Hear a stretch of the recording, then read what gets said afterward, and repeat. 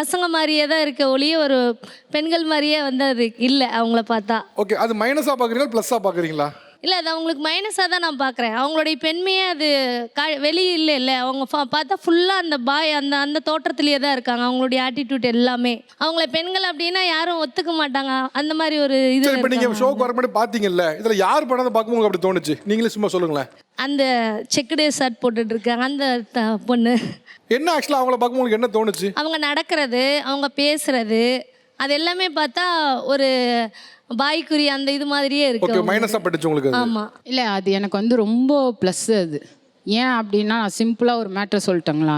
இப்போ சார் திடீர்னு ஏதோ ஒரு விஷயம் எனக்கு நைட்டு 2 மணிக்கு கால் பண்ணி வாங்கன்னு கூப்பிட்டாங்கன்னா நான் தைரியமாக வருவேன். நீங்கள் வருவீங்களா?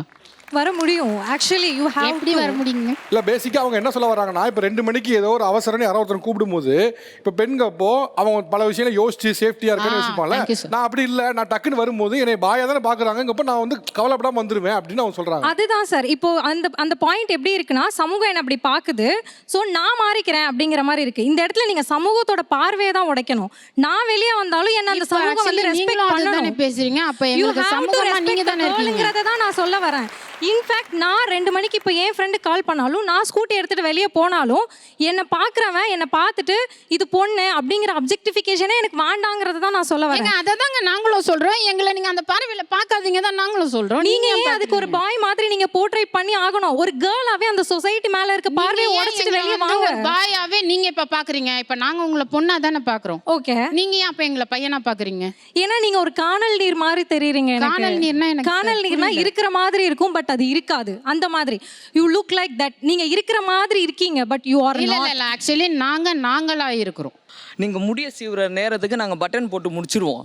நீங்கள் வந்து எல்லா மேக்கப் அந்த லிப்ஸ்டிக்லாம் போடுற டைமுக்கு நாங்கள் வண்டி எடுத்துகிட்டு ஒரு ரவுண்டே போயிட்டு வந்துடுவோம்.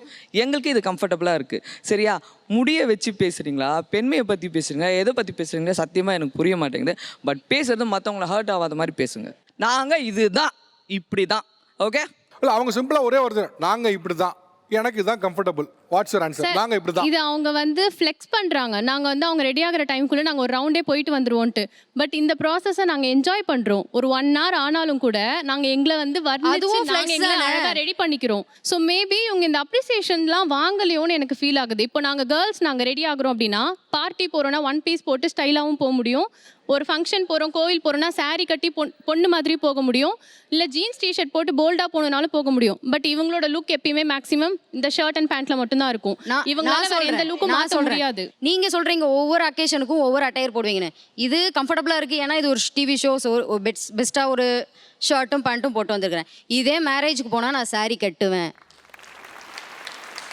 இதே பார்ட்டிக்கு போனா பார்ட்டி வேர் போடுவேன், ஹீல்ஸ் போடுவேன், ஷூ போடுவேன், ஸ்லிப்பர் போடுவேன், ஃப்ளிப் ஃப்ளாப் போடுவேன். இல்லை, இப்போ அவங்க அந்த பாயிண்ட் டிரைவுக்கான காரணம் என்னன்னா, இப்போ நான் வேறு அக்கேஷனுக்கு வேறு மாதிரி ட்ரெஸ் பண்ணுறேன். அப்போ ஒவ்வொரு இடத்துலையும் ஆண் என்னை பார்க்கும்போது கொடுக்கக்கூடிய காம்ப்ளிமெண்ட்ஸ் வேறு.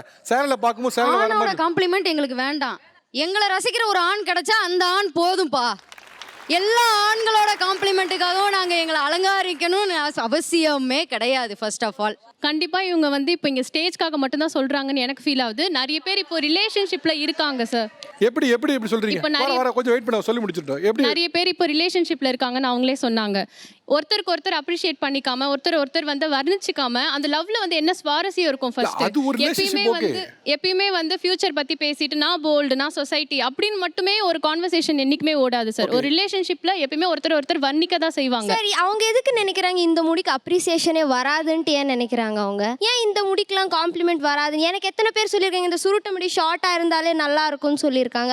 அதுதான் அவன் மூஞ்சி கலகுன்னு சொல்லியிருக்காங்க. எனக்கு அதுவே போதும். ஆக்சுவலி இதெல்லாமே பார்த்தா இந்த ஹேர் அப்படிங்கிறது எல்லாமே பாடியோட ஃபங்க்ஷன். இது பயாலஜி, ஓகேவா? இங்க நிறைய ஜெனட்டிக்கா நிறைய பேருக்கு ஹேர் growth இருக்கும். இல்ல அப்படி இல்லாதவங்களுக்கு ஹேர் இருக்காது, ஓகேவா? அப்படி இல்லைன்னா இப்போ ஃபெமினைன் இல்லைன்னு சொல்ல முடியாதுல்ல. இப்போ ஒருத்தங்க கீமோ பண்றாங்க, அவங்களுக்கு ஃபெமினிட்டி போயிருச்சு நம்ம சொல்ல முடியாதுல்ல. ஓகே, இந்த பேசுவோம். வேற கொடுங்களேன். பாஸ்ட் 15 இயர்ஸ் இந்த ஹேர் ஸ்டைல் நான் வச்சுட்டு இருக்கேன். நான் என்னோட ஆஃபீஸில் இருக்கிற அத்தனை பேருமே என்னோட ஹேர் ஸ்டைல் அப்ரிஷியேட் பண்ணாதவங்களே கிடையாது.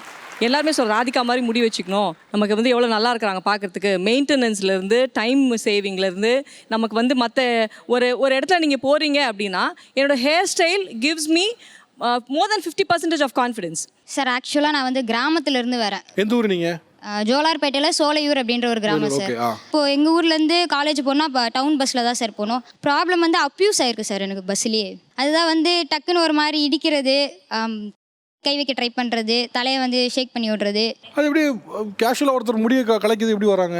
அவங்க வந்து நினச்சிட்டு இருக்காங்க சார், இந்த மாதிரி பொண்ணுலாம் கேஷுவலாக இருப்பாங்க போல், இந்த மாதிரிலாம் தொட்டால் எதுவும் நினைக்காது அப்படின்னு நினச்சிட்டு இருக்காங்க. ஆனால் எங்களுக்குள்ளேயே ஃபீலிங்ஸ் இருக்குது. சம்டைம்ஸ் நான் நேராக கேட்கும் போது எதுக்கு இந்த மாதிரிலாம் தொடுறீங்க அப்படின்னும் போது ஒரு மாதிரி நக்கலாக சிரிப்பாங்க. ரீசெண்டாக ஒரு இன்டர்வியூ அட்டன் பண்ணியிருந்தேன் சார். ஓகே, இன்டர்வியூ எல்லாம் அட்டன் பண்ணி முடிச்சுட்டு அதுக்கப்புறம் 2 days கழிச்சு உங்களுக்கு சொல்கிறோம் அப்படின்னு சொன்னாங்க. ஓகே, என்ன ஆச்சு அப்படின்னு கேட்டால் ரீசன் ஹேர் கட் பண்ணியிருக்கீங்க. என்ன ஐடியா இல்லை என்னது? ஃபார் ஹெல்த் கேர் சப்போர்ட், அந்த மாதிரி ஃபேஸு ஸ்கின்னுக்கு அந்த மாதிரி ட்ரீட்மெண்ட் கொடுப்பாங்களே. ஸோ அதோட ரிலேட்டட். அதுக்கு முடி லென்த்தாக இருக்குது, என்ன சம்மந்தம் சார்? உமன்ஸ்க்கு வந்து உமன்ஸ் தான் வந்து நம்ம ட்ரீட்மெண்ட் பண்ணுவோம். ஸோ என்னன்னா அந்த எப்படி சொல்ற கிளைண்ட் வந்து பையனை ஏற்றுக்க மாட்டாங்க. ஸோ அதனால வந்துட்டு எதுக்காக ரிஜெக்டட்னா நீங்கள் ஹேர் கட் பண்ணியிருக்கீங்க. ஓகே, அது கிளைண்ட் வந்து உங்களை விமனா ஏற்றுக்காம போயிடுவாங்க. அது ஒரு ரீசனாக சொல்கிறாங்க. உங்களுக்கு இந்த டாம்பாய் ஹேர் ஸ்டைல் இருக்கிறனால உங்களுக்கு வந்த பாதிப்பு என்ன? உங்களுக்கு வந்து கிரிட்டிசம் என்ன? சார் ஆக்சுவலாக இவங்க சொன்னாங்க இல்லையா மகளிர் பஸ் அப்படின்னு சொல்லிட்டு, எனக்கு மகளிர் பஸ் இல்லாமே தாழ்த்தலோன்னு இப்போ புதுசாக ஒன்று விட்டுருக்காங்க. நான் வந்து ஒரு பெரிய இன்ஸ்டியூட்டில் படிக்கிறேன், லைக் வெள்ளூரில். அந்த இன்ஸ்டியூட்டில் இருந்து நான் ஒரு ஸ்டாப்புக்கு போயிட்டு அதுக்கப்புறம் புது பஸ் ஸ்டாண்ட் போகிறோம். ஸோ அப்படி போகும்போது அந்த பஸ்ஸில் ஏறினேன் நான். அதில் இத்தனைக்கும் 11 rupees தான். நான் அது கொடுத்து தான் வாங்குறேன். என் ஃப்ரெண்டும் நானும் போகிறோம். அது கொடுத்து வாங்கியுமே நீ பொண்ணா பையனான்னு கேட்டிருந்தா கூட எனக்கு ப்ராப்ளம் கிடையாது. அவர் ஒரு நான் போட்டிருக்க டிஷர்ட்டில் லைக் பார்க்குறாரு, அதை உத்து பார்த்து கன்ஃபார்ம் பண்ணுறாரு. நான் இறங்குற வரைக்கும் அவள் பார்த்துட்டு, நான் கீழே இறங்குற வரைக்கும் கேட்டுட்டு தான் இறங்கினேன். என்ன உங்களுக்கு இஷ்யூ? நான் டிக்கெட் கொடுத்து தான் நான் வாங்கினேன், உங்களுக்கு ஏதாவது இஷ்யூ இருக்கா? இப்படி தான் நான் கேட்டேன் நான். ஆக்சுவலாக இது சுற்றி இருக்கவங்களுக்கு அது காமெடியாக தெரியுது, பட் நமக்கு அது அன்கம்ஃபர்டபுளாக ஃபீல் ஆகும், அது எம்பாரஸ் ஆகும். பஸ்ஸில் சில ப்ராப்ளம் சொன்னீங்க, பொது வெளியில் சொன்னீங்க, வேறு என்னென்ன விஷயங்கள் நீங்கள் சந்திக்க வேண்டியது, பர்சனலாக என்ன சந்திக்க வேண்டியிருக்கு?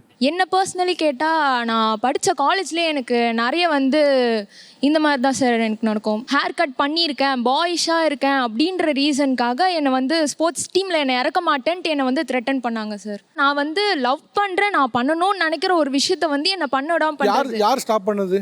எங்கள் மேமே சொல்லுவாங்க, நீ வந்து இந்த மாதிரிலாம் சுற்றிட்டு இருந்தனாக்கா ஸ்போர்ட்ஸ் டீமுக்கு வந்து கெட்ட பேர் வரும், அதனால நீ வந்து வரக்கூடாது, நீ முடிவால இல்லைனா நீ ஸ்போர்ட்ஸ் பக்கம் வராத அப்படின்னு. நான் கபடி பிளேயராக இருந்தேன் சார். கபடி பிளேயர் வரக்கூடாதுட்டாங்களா? அது மட்டும் இல்லாமல் ஃபர்ஸ்ட் இயர் என்ன வாய்ப்பு இழந்தீங்க? மோஸ்ட்லி என்ன டீமில் வந்து இறக்க விட மாட்டாங்க சார். அப்படியே இறக்குனாலும் ப்ராக்டிஸ் செஷனில் இறக்குனா கூட, நான் ஃபஸ்ட் இயர் இருந்தப்போ என் சீனியர்லாம் வந்து எனக்கு இந்த கிளிப்பு வாங்கி கொடுத்து என்னை இங்கே முடி எடுத்து குத்திட்டு தான் நீ உள்ளே வரணும் அப்படின்னு சொல்லி என்னை வந்து ராகிங் பண்ணுவாங்க. அது வந்து ஸ்டாஃப் கிட்டலாம் சொன்னாக்கா இன்னும் பெருசாக அவங்க ஏதோ சொல்ல மாட்டாங்க, உன்னோட நல்லதுக்கு தாம்மா சொல்கிறாங்க அப்படின்னு. இதில் எனக்கு என்ன நல்லது இருக்குது? நானாக இருக்கிறேன், அதை பார்க்குற உங்களோட கண்ணோட்டம் தப்பாக இருக்குதுனாக்கா நீங்கள் மாற்றிக்கணும். இது மட்டும் இல்லாமல் எனக்கு டீச் பண்ணுற ஸ்டாஃபே நிறைய பேர் வந்து ஹேர் கட் பண்ணியிருக்கா, பையன் மாதிரி இருக்கா, அப்போனா நீ வந்து வேற ஒரு ஆளோ அப்படின்ற மாதிரி என்னை சந்தேகமாக வந்து நிறைய கேள்வி கேட்குவாங்க சார்.